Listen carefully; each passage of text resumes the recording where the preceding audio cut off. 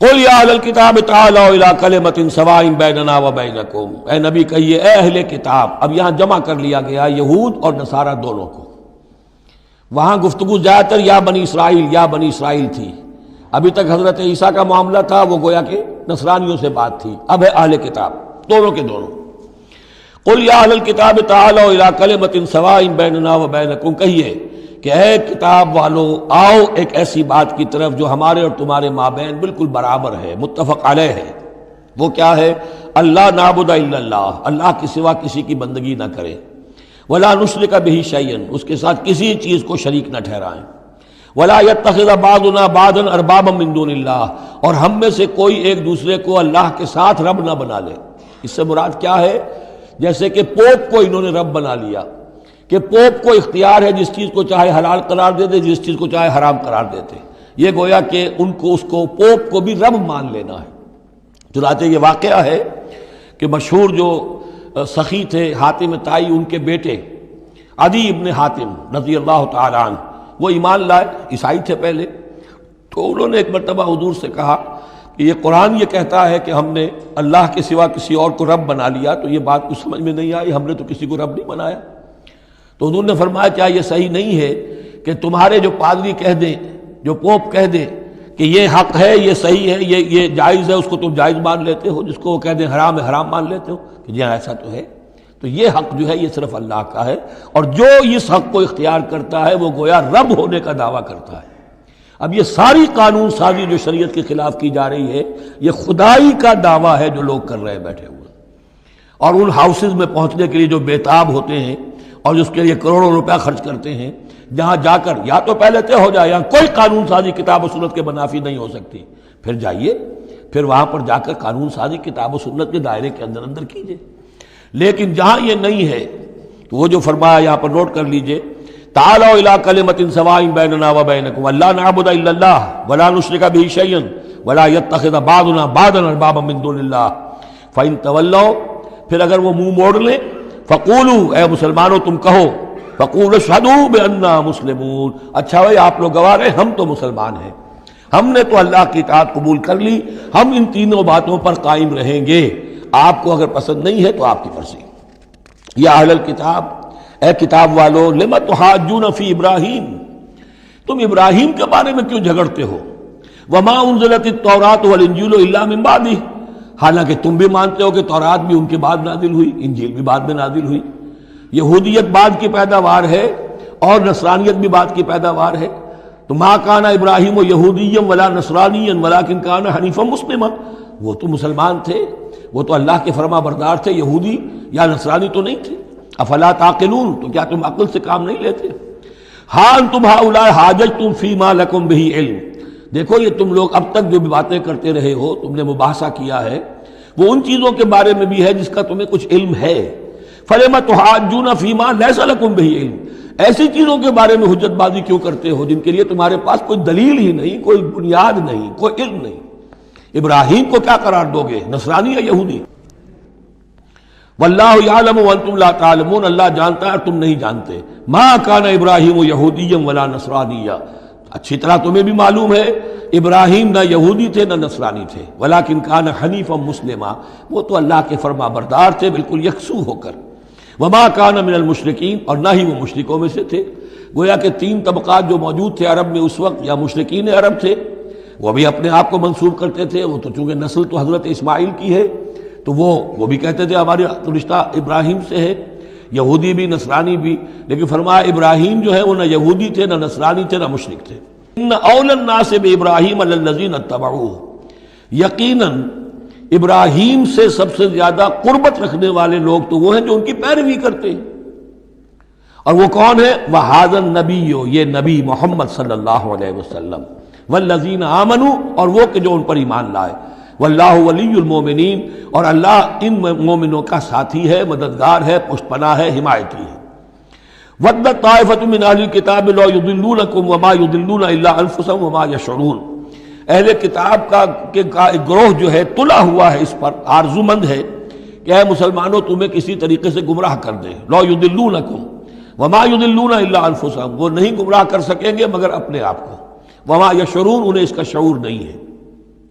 یا اہل الکتاب، دیکھیے کو انداز جو ہے بڑا ہی داعیانہ، جیسا کہ وہ جو 5واں رکوع تھا سورہ بقرہ کا، اس طرح کا انداز ہے یہاں۔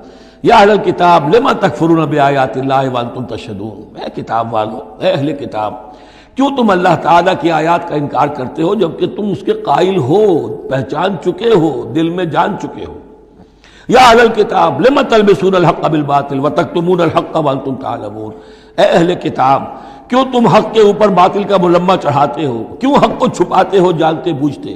یہ بھی اس 5ویں رکوع میں آیت موجود تھی، ولا تلبسوا الحق بالباطل وتکتموا الحق وانتم تعلمون۔ وقالت طائفۃ، اب ایک بڑی سازش کا ذکر ہو رہا ہے کہ جو انہوں نے کی تھی مسلمانوں کے خلاف اور محمد رسول اللہ کو ناکام بنانے کے لیے۔ اس سازش کا پس منظر کیا تھا کہ چونکہ صورتحال یہ آ چکی تھی دنیا کے سامنے کہ جو ایک مرتبہ دائرہ اسلام میں داخل ہو جاتا تھا، اب چاہے اسے مار دیں، اسے پیٹیں، اسے بھوکا رکھیں، اسے سزا دیں، جو بھی ٹارچر کریں، واپس نہیں آتا۔ تو دھاک بیٹھ گئی نا کہ اسلام کے اندر کوئی ایسی کشش ہے، اسلام کے اندر کوئی ایسی حقانیت ہے، کوئی ایسی مٹھاس ہے کہ ایک آدمی بڑی سے بڑی قربانی دینے کو تیار ہے، ایک دفعہ اسلام قبول کرنے کے بعد اسلام کو سے دستبردار ہونے کو تیار نہیں۔ یہ جو ساکھ بن گئی تھی، اس کو توڑنے کا ذریعہ سوچا انہوں نے کہ ایسا کرو، صبح کے وقت اعلان کرو کہ ہم ایمان لے آئے، سارا دن محمد کی صحبت میں رہو صلی اللہ علیہ وسلم، شام کو کہہ دو جی دیکھ لیا ہم نے، کچھ نہیں ہے یہاں، یہ دور کے ڈھول سہانے ہیں، ہم تو اپنے ہی کفر میں جا رہے ہیں، اپنے ہی راستے پہ جا رہے ہیں۔ اب اس سے یقیناً کچھ لوگ سمجھیں گے کہ انہوں نے سازش کی ہوگی، کچھ لوگ سمجھیں گے کہ بھائی بڑے متقی لوگ تھے، بڑے خشوع و خضوع کے ساتھ آئے تھے، بڑے اعلان کے ساتھ، شان کے ساتھ انہوں نے کلمہ کہا تھا اور ایمان قبول کیا تھا، پھر دیکھو سارے دن حضور کی محفل میں بیٹھے رہے ہیں، کچھ نہ کچھ تو دیکھا ہی ہوگا نا آخر، ایسے کیسے یہ لوگ چلے گئے۔ عام لوگوں کے دلوں میں وسوسہ اندازی جو ہے اس سے کرنا بہت آسان کام ہے، وہ سازش تھی جو بنائی، اور اسی کا اصل میں تعلق ہے قتل مرتد کی سزا۔ اسلامی ریاست میں اس سازش کا راستہ روکنے کے لیے یہ سزا تجویز کی گئی ہے کہ جو شخص ایمان لے آئے پھر کفر میں جائے گا تو قتل کر دیا جائے گا، کیونکہ اسلامی ریاست کی بنیاد ہے، آئیڈیولوجیکل ریاست ہے یہ، ایمان اور اسلامی تو اس کی بنیاد ہے، اس کی جڑوں کو کھودنے والی جو چیز ہو سکتی ہے اس کی تو پوری جو ہے اس کی بندش اور اس کا سد باب ہونا چاہیے۔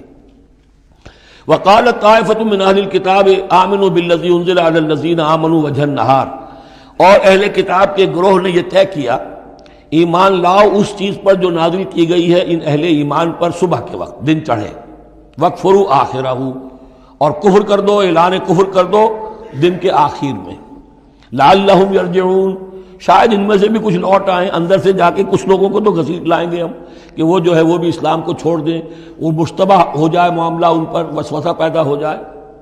وَلَا تُؤْمِنُوا إِلَّا لِمَنْ تَبِعَ دِينَكُمْ، اور دیکھو ہرگز ایمان نہ لانا مگر اسی چیز پر کہ جو تمہارے دین کی پیروی کرے، ماننی اسی کی بات ہے۔ یعنی خطرہ بھی تھا کہ 4-6 اگر ہم جا کر حضور کے پاس اگر چند گھنٹے گزاریں گے تو کہیں ایسا نہ ہو کہ ہم میں سے کوئی واقعی پھر اس کا دل کھل جائے، طے کر کے گئے دیکھو ایمان نہیں لانا ہے ہم نے، وَلَا تُؤْمِنُوا إِلَّا لِمَنْ تَبِعَ دِينَكُمْ، اس پر ایمان نہیں لانا ہے ہم نے، لیکن صرف اعلان کرنا ایمان کا۔ یہ ہے مثال قرآن مجید میں شعوری نفاق، یعنی جو وقت انہوں نے گزارا ہے یہ ہے تو اسلام کا، قانوناً تو مسلمان ہیں، اگر اس دوران میں ان میں سے کوئی مر جاتا تو اس کی نماز جنازہ پڑھی جاتی، لیکن انہیں معلوم تھا کہ ہم مسلمان نہیں ہیں، جبکہ ایک وہ غیر شعوری نفاق ہے کہ اندر ایمان ختم ہو چکا ہے لیکن انسان سمجھتا ہے میں تو مومن ہوں، حالانکہ اس کا کردار وہ جو ہے منافقانہ ہے، اس کا عمل منافقانہ ہے، اور اس کے اندر سے ایمان کی پونجی جو ہے جیسے کہ دیمک کسی کڑی کو کھا جائے تو شیطین کو چٹ کر چکی ہے دیمک، لیکن یہ کہ بہرحال اوپر ایک پردہ پڑا ہوا ہے، وہ ہے غیر شعوری نفاق اور یہ ہے شعوری نفاق۔ قل ان الہدی ھدی اللہ، اے نبی ان سے کہہ دیجئے دیکھو اصل ہدایت تو اللہ کی ہدایت ہے، ان یؤتی احد، اب یہاں پر پھر ان کا قول آ رہا ہے کہ دیکھو ایمان نہ لانا، ان یؤتی احد مثل ما اوتیتم، مبادا کسی کو وہ شے دے دی جائے جو تمہیں دی گئی تھی۔ یہ رسالت، یہ مذہبی پیشوائی، یہ تو ہماری میراث تھی، ہم اگر انہیں مان لیں گے تو وہ چیز ہم سے ان کو منتقل ہو جائے گی، لہذا ماننا تو نہیں ہے، لیکن یہ کہ ان کی بہرحال کسی طریقے سے ہوا اکھیڑنے کے لیے ہمیں یہ کام کرنا ہے۔ اور یحاجوکم عند ربکم، یا تمہارے خلاف حجت قائم کریں اللہ کے نزدیک، قل ان الفضل بید اللہ، کہہ دیجئے ان سے کہ فضل کل کا کل اللہ کے ہاتھ میں ہے، یؤتی ہے من یشاء، وہ جس کو چاہتا ہے دیتا ہے۔ اس نے 2000 برس تک ایک منصب پر تمہیں فائز رکھا، اب جو ہے تم اس منصب کے نااہل ثابت ہو چکے ہو، تمہیں معزول کر دیا گیا، اور اب ایک نئی امت ہم نے بنائی ہے اور اس کو اس مقام پر نصب کر دیا ہے، انسٹالیشن ہو چکی ہے۔ واللہ ذو الفضل العظیم، قل ان الفضل بید اللہ یؤتیہ من یشاء واللہ واسع علیم، اللہ بہت وسعت والا اور جاننے والا ہے۔ یختص برحمتہ من یشاء، وہ مختص کر لیتا ہے اپنی رحمت کے لیے جس کو چاہتا ہے۔ واللہ ذو الفضل العظیم، اللہ بڑے فضل کا مالک ہے۔ ومن اہل الکتاب، اب یہاں ایک اور نقطہ سمجھ لیجئے کہ برے سے برے گروہ کے اندر بھی کہیں نہ کہیں کوئی افراد اچھے بھی ہوتے ہیں۔ داعی کے لیے یہ ضروری ہے کہ ان کو بھی مینشن کرتا رہے کہ ان میں اچھے لوگ بھی ہیں، تاکہ وہ جو لوگ ہیں ان کے دلوں کے اندر نرمی پیدا ہو۔ اسی طرح برے سے برے آدمی میں کوئی اچھائی بھی ہے، آپ اگر اسے دعوت دے رہے ہیں حق کی طرف، اس میں جو اچھائی ہے اس کو مانیے، تاکہ اسے معلوم ہو کہ اسے مجھ سے قد نہیں ہے، دشمنی نہیں ہے، جو میری بات واقعی اچھی ہے اس کو تو یہ تسلیم کر رہا ہے، لیکن جو بات غلط ہے اس کو رد کر رہا ہے۔ تو یہ دعوت کا اور تبلیغ کا بہت اہم حصہ ہے۔ اگر آپ ٹوٹلی نگیٹ کر دیں گے تو وہ بھی کہے گا کہ یہ بھی اندھا بہرا ہے تو میں بھی اندھا بہرا رہوں، یہ میری اچھائی کو بھی نہیں دیکھ سکتا، صرف میری برائی نظر آ رہی ہے۔ اور اگر وہ سمجھے کہ میری برائی کی بھی صحیح نشاندہی کر رہا ہے، جو میری اچھائی ہے اس کو بھی مان رہا ہے، تو اس کا دل کھلے گا، وہ آپ کی بات سنے گا۔ وَمِنْ أَهْلِ الْكِتَابِ مَنْ إِنْ تَأْمَنْهُ بِقِنْطَارٍ، اہل کتاب میں سے ایسے بھی ہیں کہ اگر ان کے پاس تم امانت رکھوا دو ڈھیروں مال، یؤدِّهِ إِلَيْكَ، وہ تمہیں پورا پورا واپس کر دے گے۔ امانت دار ان میں موجود ہیں۔ وَمِنْهُمْ، اور ان میں سے ایسے بھی ہیں، مَنْ إِنْ تَأْمَنْهُ بِدِینَارٍ، ان کے پاس اگر ایک دینار بھی امانت رکھوا دو، لا یؤدِّهِ إِلَيْكَ، وہ تمہیں واپس نہیں کرے گا، ادا نہیں کرے گا تمہیں، الا ما دمت علیہ قائما، الا یہ کہ تم اس کے سر کے اوپر کھڑے ہو جاؤ، مسلط ہو جاؤ، تب تو دے دے گا، ورنہ نہیں دے گا۔ اچھا، یہ ہے ان کے اکثر کا کردار، لیکن جو بھی تھوڑے بہت تھے ان میں، ان کی اچھائی کا بھی ذکر کر دیا۔ اور بالفعل اس قسم کے کردار کے لوگ جو ہیں وہ عیسائیوں میں تھے، یہودیوں میں تو نہ ہونے کے برابر تھے، لیکن اہل کتاب کا مسئلہ ہو رہا ہے تو اس میں یہ دونوں گروپ موجود ہیں۔ ذالک بانہم، اور یہودیوں میں یہ کردار کیوں آ گیا ہے، کیوں بے ایمانی خیانت کیوں آ گئی؟ ذالک بانہم قالوا لیس علینا فی الامیین سبیل، یہ اس لیے کہ انہوں نے یہ عقیدہ گھڑ لیا ہے کہ ان امیین کے بارے میں ہم پر کوئی ملامت نہیں ہے۔ یہ اچھی طرح سمجھ لیجئے، یہودیوں کا یہ عقیدہ تورات میں نہیں ہے، لیکن اصل جو کتاب ہے ان کی مذہبی وہ تورات نہیں ہے، تالمود ہے۔ یوں سمجھیے کہ تورات تو ہے ام الکتاب ان کی جو بھی ہے، لیکن جو ان کا ساری شریعت ہے، جو ان کے ضوابط ہیں، قوانین ہیں، قواعد ہیں، عبادات کی تفاصیل ہیں، وہ سب ہیں تالمود میں۔ اور تالمود میں یہ بات موجود ہے کہ یہودی کے لیے یہودی سے جھوٹ بولنا حرام، غیر یہودی سے جیسے چاہو جھوٹ بولو۔ یہودی کے لیے کسی یہودی کا مال ہڑپ کرنا ناجائز حرام، غیر یہودی جینٹائلز اور گوئمز ان کا مال جس طرح چاہو دھوکے سے، بائی ہوک بائی کروک، جس طرح چاہو ہڑپ کرو۔ تو یہ ہمارے اوپر مواخذہ ہی نہیں ہے، اس لیے کہ یہ جو لوگ ہیں غیر یہودی، یہ انسان ہے ہی نہیں، یہ اصل میں انسان نما حیوان ہے، اور ان سے فائدہ اٹھانا ہمارا حق ہے، جیسے کہ گھوڑے کو تانگے میں جوتنا انسان کا حق ہے، بیل کو اپنے حل کے اندر جوت لینا یہ انسان کا حق ہے۔ تو ہمارا حق ہے ان حیوانوں سے ہم جو چاہے لوٹ لیں، کھسوٹ لیں، ان کی رضامندی سے لے لیں، ظلم کریں، اس میں ہم پر کوئی پکڑ نہیں ہوگی، کوئی محاسبہ نہیں۔ یہ تالمود میں باقاعدہ لکھا ہوا ہے۔ ذالک بانہم قالوا، اس لیے کہ ایک پکچر بھی اس پر بنی ہے جو امریکہ کے عیسائیوں نے بنائی ہے، the other side of Israel, جس میں کہ انہوں نے ایک شخص نے ایک یہودی کتب خانے میں جا کر کتابیں نکال کر پھر اس کے اوپر نشان لکھا کر یہ چیزیں لکھی ہوئی ہیں۔ کیا یہودیت کا جو اصل چہرہ ہے وہ اس ڈاکومنٹری کے اندر، ویڈیو کے اندر واضح کر دیا گیا ہے ان کی کتابوں کے حوالے سے۔ ذالک بانہم قالوا لیس علینا فی الامیین سبیل، یہ اس لیے ہے ان میں یہ خیانت اور بے ایمانی اور جھوٹ اور دغا کہ انہوں نے یہ عقیدہ گھڑ لیا ہے کہ غیر یہودی لوگوں کے بارے میں ہم سے کوئی پرسش ہی نہیں ہے، کوئی ہمارے اوپر کوئی ذمہ داری ہے ہی نہیں۔ وَيَقُولُونَ عَلَى اللَّهِ الْكَذِبَ وَهُمْ يَعْلَمُونَ، اور وہ تو اللہ تعالیٰ کی طرف نسبت دے رہے ہیں، منسوب کر رہے ہیں جھوٹ کو، اور وہ جانتے بوجھتے کر رہے ہیں، ان کے علماء جانتے ہیں۔ بَلَا مَنْ أَوْفَىٰ بِعَهْدِهِ وَاتَّقَىٰ فَإِنَّ اللَّهَ يُحِبُّ الْمُتَّقِينَ، کیوں نہیں؟ جو کوئی بھی اللہ کے ساتھ کیا ہوا اپنے عہد کو پورا کرے گا اور تقویٰ کی روش اختیار کرے گا تو اللہ تعالیٰ کو تو متقین پسند ہے۔ ان الذین یشترون بعہد اللہ وایمانہم ثمنا قلیلا، یقیناً وہ لوگ کہ جو اللہ تعالیٰ سے جو عہد انہوں نے کیا تھا اسے فروخت کرتے ہیں اور اپنی قسموں کو فروخت کرتے ہیں حقیر سی قیمت پر۔ جب دیکھتے ہیں کہ ہماری بات لوگ جو کچھ شک کر رہے ہیں، اچھا جی ہم خدا کی قسم کھا کر کہتے ہیں کہ ایسا ہے، اب یہ جھوٹی قسمیں۔ ثمنا قلیلا اولئک لا خلاق لهم فی الآخرہ، یہ وہ لوگ ہیں کہ جن کے لیے کوئی حصہ نہیں ہے آخرت میں۔ ولا یکلمہم اللہ، نہ اللہ ان سے کلام کرے گا۔ ولا ینظر الیہم یوم القیامہ، اور نہ ان کی طرف نگاہ کرے گا قیامت کے دن۔ ولا یزکیہم، نہ ان کو پاک کرے گا۔ یہ بھی سورہ بقرہ میں تقریباً پورا مضمون آ چکا ہے۔ ولہم عذاب علیم، ان کے لیے دردناک عذاب ہے۔ وَإِنَّ مِنْهُمْ لَفَرِيقًا يَلْوُونَ أَلْسِنَتَهُمْ بِالْكِتَابِ، اور ان میں سے ایک گروہ ایسا بھی ہے جو اپنی زبان کو توڑتا مروڑتا ہے کتاب کو پڑھتے ہوئے۔ وہ الفاظ کو ذرا سا ادھر ادھر مروڑ کر معنی اور پیدا کر لیتے تھے۔ ان سے کہا گیا حتہ کہو تو ہنتا بنا دیا، بجائے اس کے کہ اللہ ہماری گناہ جھاڑ دے، ہمیں گیہوں دے۔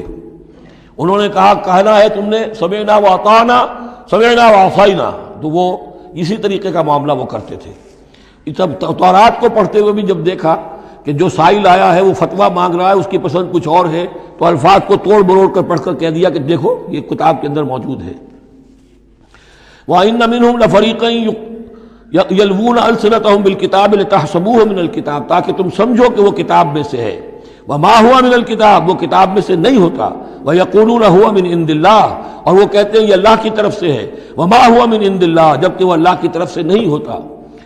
فَوَيْلٌ لِّلَّذِينَ يَكْتُبُونَ بِأَيْدِيهِمْ، یہ پڑھ چکے ہیں سورہ بقرہ کے اندر بھی کہ وہ لوگ کہ جو اپنے ہاتھوں سے لکھتے ہیں کہتے ہیں کہ اللہ کی طرف سے ہے۔ وَيَقُولُونَ عَلَى اللَّهِ الْكَذِبَ وَهُمْ يَعْلَمُونَ، وہ اللہ پر جھوٹ تہمت باندھتے ہیں جانتے بوجھتے۔ مَا كَانَ لِبَشَرٍ أَن يُؤْتِيَهُ اللَّهُ الْكِتَابَ وَالْحُكْمَ وَالنُّبُوَّةَ، کسی انسان کا یہ کام نہیں ہے، کسی انسان کے شایہ نشان نہیں ہے کہ اللہ تعالیٰ نے تو اس کو کتاب دی ہو، حکمت دی ہو، نبوت دی ہو۔ ثم یقول للناس کونوا عبادا لی من دون اللہ، پھر وہ لوگوں سے کہنے لگے کہ میرے بندے بن جاؤ اللہ کو چھوڑ کر۔ یہ اشارہ ہو رہا ہے اب نصرانیوں کی طرف کہ تمہارے طرف ہم نے رسول بھیجے، عیسیٰ ابن مریم کو ہم نے بھیجا، انہیں کتاب دی، ان کو حکم دیا، ان کو حکمت دی، نبوت دی، معجزات دیے، اور انہوں نے تو یہ اس کا کوئی امکان نہیں کہ وہ یہ کہتے کہ مجھے بنا لو اللہ کے سوا اپنا معبود۔ ما كان لبشر ان يؤتيه الله الكتاب والحكم والنبوة ثم يقول للناس كونوا عبادا لي من دون الله ولكن كونوا ربانيين بما كنتم تعلمون الكتاب وبما كنتم تدرسون۔ وہ تو یہی کہے گا، اور یہی کہا کہ حضرت عیسیٰ نے کہ اللہ والے بنو، اللہ کی بندگی کرو، ربانی بن جاؤ، اللہ والے بن جاؤ، اس چیز کے سبب کہ جو تم سکھلاتے ہو، دوسروں کو تعلیم دیتے ہو۔ اتامرون الناس بالبر وتنسون انفسکم وبما کنتم تدرسون، اور جو کچھ تم خود بھی پڑھتے تھے۔ یہ پڑھنا پڑھانا دین کا، سیکھنا سکھانا، تعلیم و تعلم قرآن، تعلیم و تعلم حدیث، تعلیم و تعلم فقہ، یہ اس لیے ہونا چاہیے کہ لوگوں کو اللہ والے بنایا جائے، نہ یہ کہ اپنے بندے بنا کر اور ان سے نذرانے وصول کر کے ان کا استحصال کیا جائے۔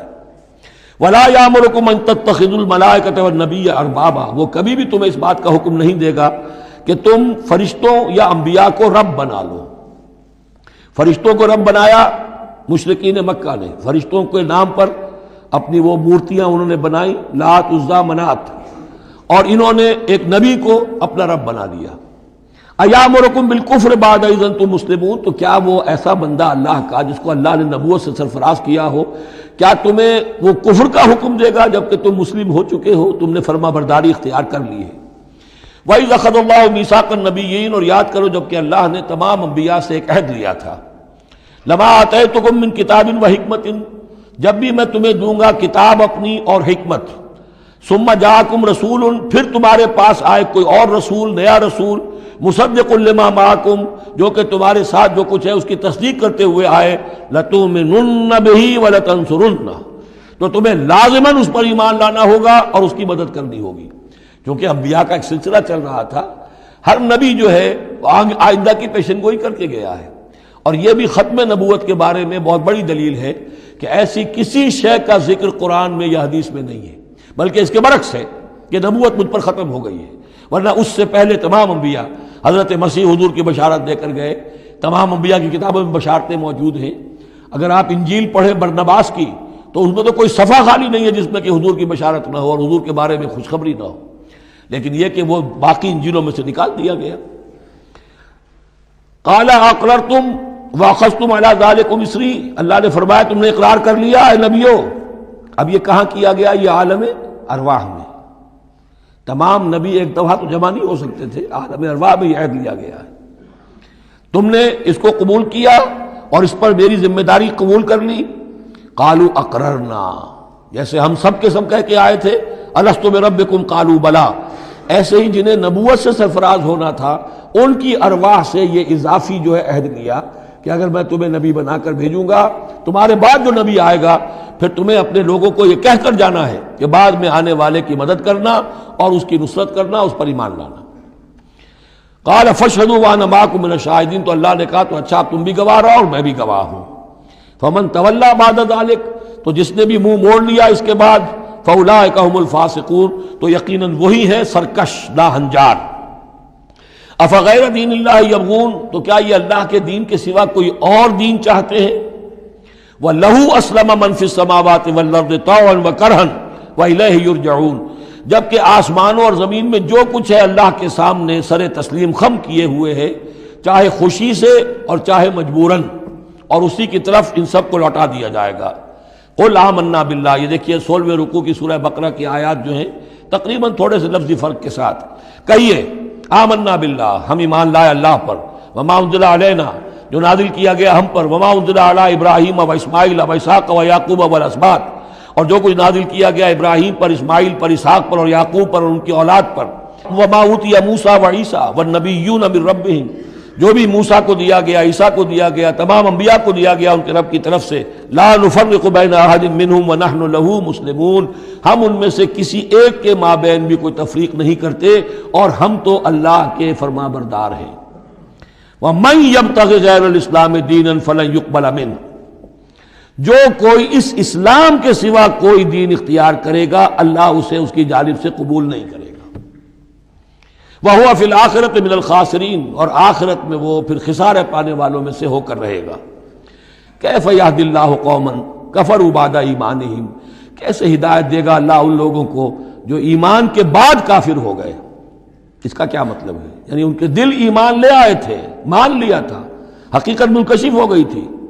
جیسے سورۃ النمل میں ہم پڑھیں گے وَجَحَدُوا بِهَا وَاسْتَيْقَنَتْهَا أَنفُسُهُمْ ظُلْمًا وَعُلُوًّا، انہوں نے انکار تو کیا لیکن ان کی جی نے، دل نے ان کے یقین کر لیا تھا کہ بات صحیح ہے.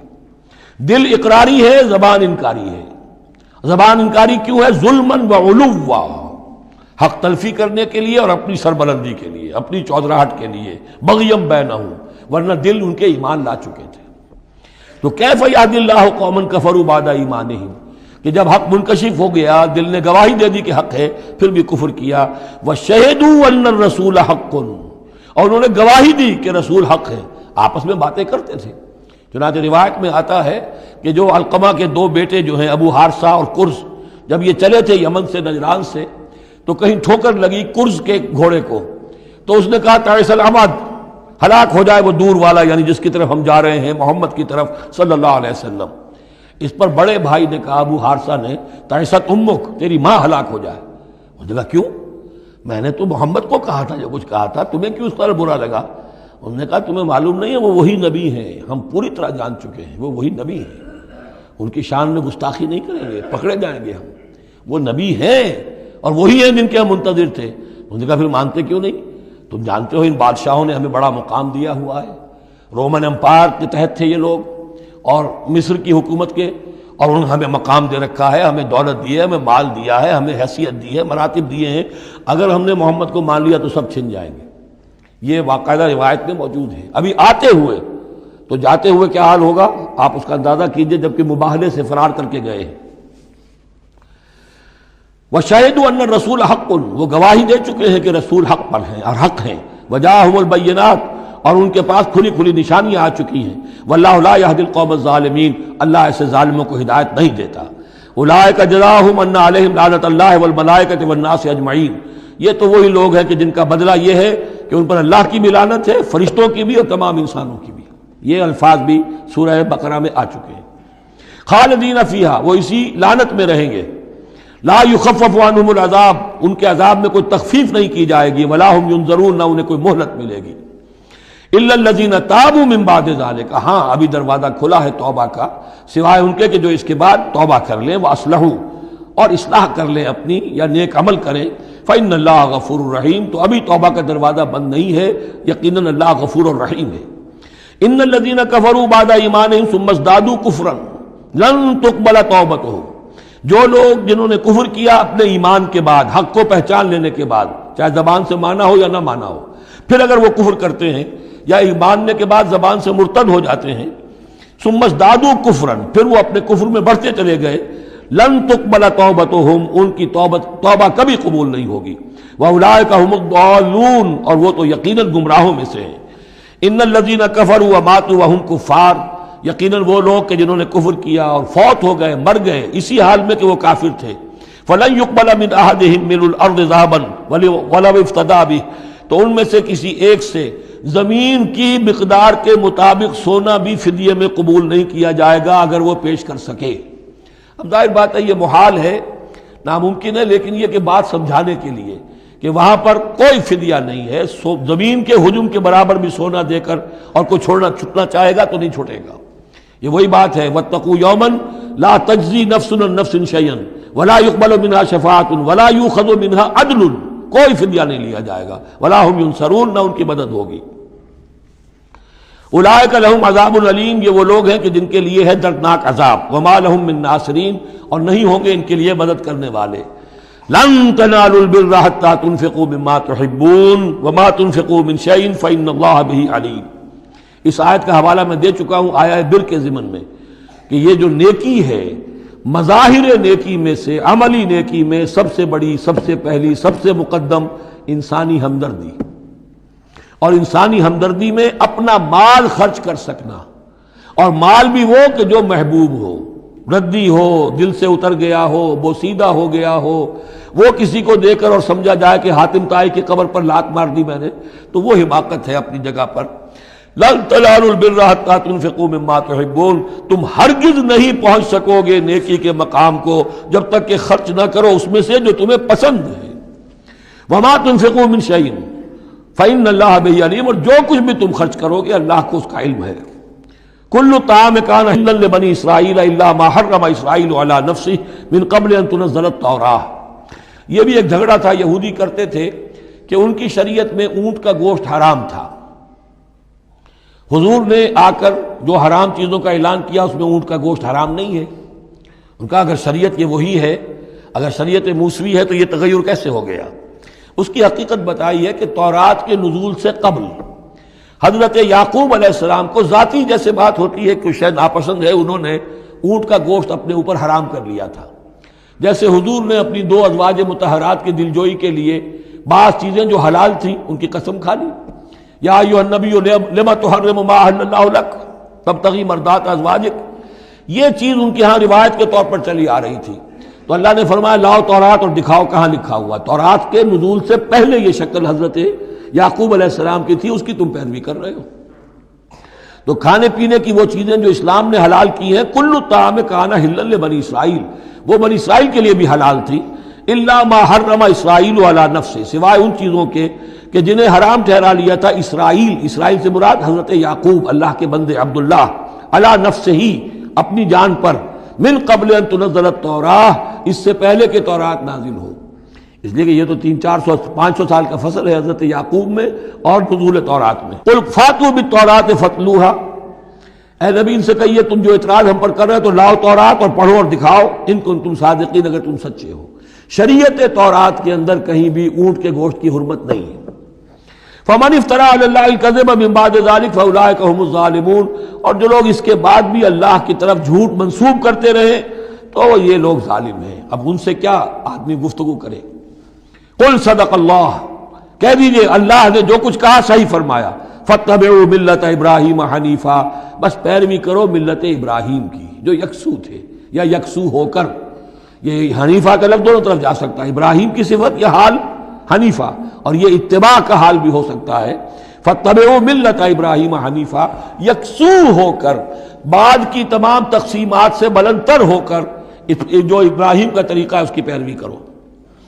وما کان من المشرکین، اور مشرکین میں سے نہیں تھے۔ ان اول بیت وضع للناس للذی ببکہ، یقیناً پہلا گھر جو لوگوں کے لیے بنایا گیا اللہ کی عبادت کے لیے وہ وہی ہے جو بکہ میں ہے۔ بکہ اور مکہ یہ دو در حقیقت ایک ہی لفظ کے لیے دو پروننسیشن سے۔ ان اول بیت وضع للناس للذی ببکہ مبارکا وہدی للعالمین، برکت والا ہے اور تمام جہان والوں کے لیے ہدایت کا ذریعہ ہے۔ فیہ آیات بینات المقام ابراہیم، اس میں آیات بینات ہیں۔ ترتیب دیکھ لیجئے، وہاں کے 4 رکوع جو تھے ان میں پہلے اس کا ذکر ہوا تھا، پھر باقی ساری گفتگو تھی۔ یہاں ترتیب الٹ گئی ہے، ساری گفتگو کے بعد اب آخر میں یہ حصہ جو ہے تیسرا اس کا وہ ختم ہو رہا ہے، اس نصف اول کا، اور آخر میں تذکرہ حضرت ابراہیم کا ہے۔ مضامین وہی ہیں، ترتیب بدل گئی ہے۔ فی آیات بینات، اس میں تو بڑی روشن نشانیاں موجود ہیں۔ مقام ابراہیم، جیسے مقام ابراہیم، ومن دخلہ کان آمنا، اور جو بھی اس میں داخل ہو جاتا ہے امن میں آ جاتا ہے۔ بدترین پورے عرب کے اندر خوریزی ہوتی تھی، لیکن حرم میں اپنے باپ کے قاتل کو بھی اگر دیکھ لیتے تھے تو کچھ نہیں کہتے تھے۔ یہ ایسی روایت اس حرم کی رہی ہے اور آج تک ہے اللہ کے فضل و کرم سے، کہ وہاں پر امن ہی امن ہے، دار الامن۔ من دخلہ کان آمنا وَلِلَّهِ عَلَى النَّاسِ حِجُّ الْبَيْتِ مَنِ اسْتَطَاعَ إِلَيْهِ سَبِيلًا، اور للہ علی الناس، اب لام اور علی کو یہاں نوٹ کر لیجئے، اللہ کا حق ہے لوگوں پر کہ وہ حج کرے اس کے گھر کا، جو بھی استطاعت رکھتا ہو اس کے سفر کی۔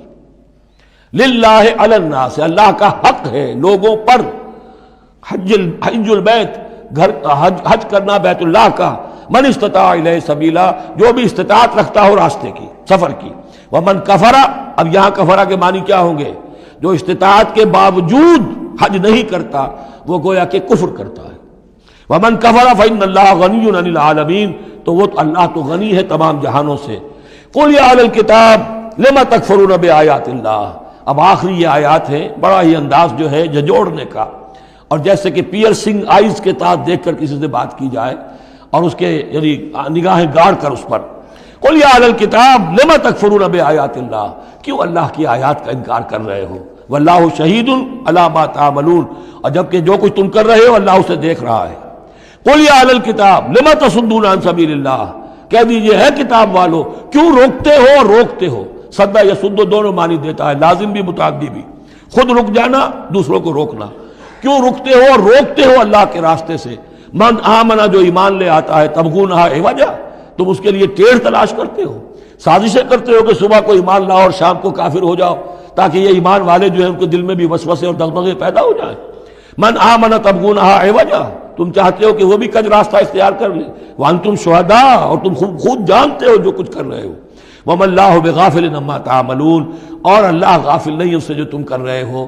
لیکن ان تمام سازشوں کے جواب میں اہل ایمان سے کہا گیا، یا ایھا الذین آمنوا ان تطیعوا فریقا من الذین اوتوا الکتاب یردوکم بعد ایمانکم کافرین، اے وہ لوگوں جو ایمان لائے ہو، اگر ان اہل کتاب کے ان کسی گروہ کی تم پیروی کرو گے تو یہ تمہیں لازماً لوٹا کر لے جائیں گے تمہارے ایمان کے بعد، پھر تمہیں کفر کی حالت میں لے جائیں گے۔ وَكَيْفَ تَكْفُرُونَ، اور سوچو تو صحیح کیسے کفر کرو گے، کیسے اس راستے پر جاؤ گے۔ وَأَنْتُمْ تُتْلَىٰ عَلَيْكُمْ آیَاتُ اللَّهِ، جبکہ تم پر اللہ کی آیات پڑھ کر سنائی جا رہی ہیں۔ وَفِيكُمْ رَسُولُهُ، اور تمہارے اندر اس کا رسول موجود ہے بنفس نفیس۔ اس سے آپ اندازہ کیجئے کہ علماء یہود کا کتنا اثر تھا۔ اوس اور خزرج کے لوگ بڑے مرعوب تھے، چونکہ یہ ان پڑھ لوگ تھے، کوئی کتاب نہیں، کوئی شریعت نہیں، کوئی قانون نہیں۔ یہ لوگ صاحب کتاب تھے، صاحب شریعت تھے، ان کے ہاں علماء تھے، تو مرعوب تھے۔ لہذا یہاں جو اوس اور خزرج کے لوگ اسلام لے آئے تھے ان کے بارے میں اندیشہ ہوتا تھا کہ کہیں ان ساری ریشہ دوانیوں کا شکار نہ ہو جائیں۔ وَكَيْفَ تَكْفُرُونَ وَأَنْتُمْ تُتْلَىٰ عَلَيْكُمْ آیَاتُ اللَّهِ وَفِيكُمْ رَسُولُهُ، کیسے کفر کرو گے تم جبکہ تمہیں اللہ کی آیات پڑھ کر سنائی جا رہی ہیں اور اللہ کے رسول تم میں موجود ہیں۔ وَمَن يَعْتَصِم بِاللَّهِ فَقَدْ هُدِيَ إِلَىٰ صِرَاطٍ مُسْتَقِيمٍ، اور جو اللہ سے چمٹ جائے اس کی ہدایت ہو گئی ہے صراط مستقیم کی طرف۔ جو اللہ کی پناہ میں آ جائے، جیسے بچہ اگر اسے خطرہ محسوس ہو، شیرخوار بچہ دوڑ کر آ کے ماں سے چمٹ جائے گا۔ اب وہ یہ سمجھے گا میں قلعے میں آ گیا ہوں، اب مجھے کوئی کچھ نہیں کہہ سکتا، میں اپنی ماں کی گود میں آ گیا، ماں سے چمٹ گیا۔ اسے کیا پتا کہ کوئی درندہ صفت انسان اسے کھینچے ماں کی گود سے، اچھالے اور کسی بلم کے اوپر کسی نیزے کی انی کے اندر پرو لے۔ ایک بچہ یہ سمجھتا ہے کہ میں ماں کے پاس آ گیا تو بس میں اب پناہ میں ہوں۔ ایسے ہی من یعتصم باللہ، جو اللہ کی پناہ میں آ گیا، فقد ہدی الی صراط مستقیم، اس کی ہدایت تو ہو گئی سیدھی راہ کی طرف۔ اللہم ربنا اجعلنا منہم، اللہم ربنا اجعلنا منہم، آمین یا رب العالمین۔